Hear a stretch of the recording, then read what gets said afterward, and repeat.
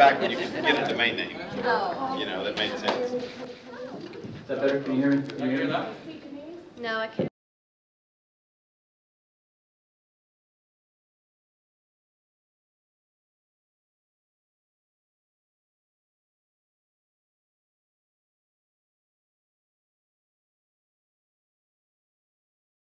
When I received the costume, and I looked at myself in the mirror, which is the typical actor being vain, and I thought, hey, this doesn't look too bad at all. And walking out and people applauding, I mean, considering I only had 4 lines, it's very difficult to sort of say, well, I felt this, and you feel totally overwhelmed, and just looking at the costume, the gun itself was, I mean, that was exact. And the gun holster, I'd actually forgotten up until getting the costume on, that of course in The Empire Strikes Back, Boba Fett wears the holster, the gun. So that was another sort of surprise. I thought, oh, they're adding that on as an extra piece.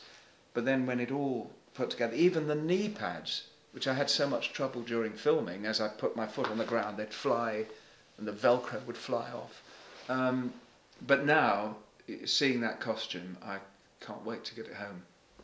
Costume, well, that is an honour that, well, you feel like saying, excuse me, do you realise I've just had a costume made for me? I'm the first person. You feel like saying that and being like a silly little boy saying, got my own costume, you haven't. Da-da-da-dee.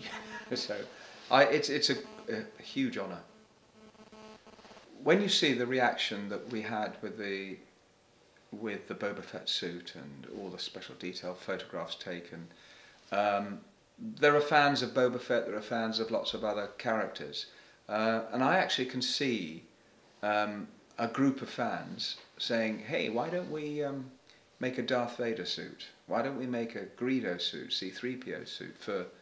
I can see that happening, and I suppose it's up to the actor to accept, you know, that idea. Some maybe say, well, no, I don't really want to have the suit. But I think the majority would say, hey, bring it on, man, come on, let's get mine bigger and better.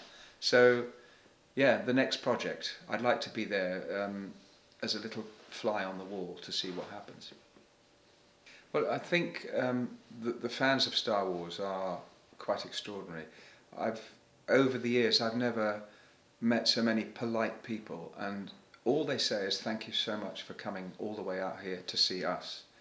I said, well, you've come to see me and the other guys, and without those fans, I mean, it's a simple equation.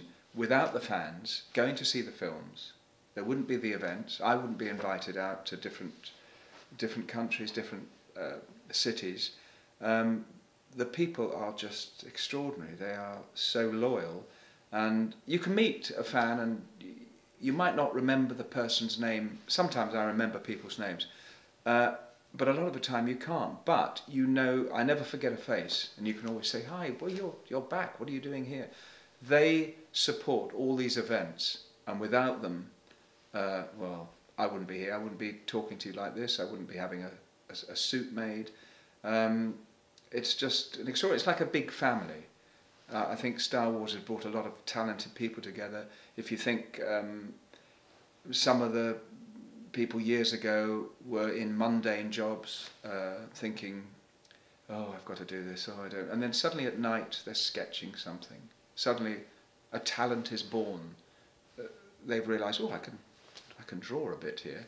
They then start to become a special effects person or costumier or makeup artist.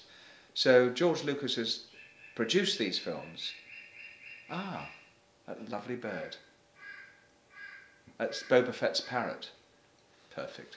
No, George Lucas has spawned this fantastic talent. The people I've met, especially doing the Boba Fett costume, and fans who come up and give me little sketches, little drawings, 14-year-olds, 10-year-olds, and said, oh, I've waited for you to come. And it's just incredible. And it's going on and on and on.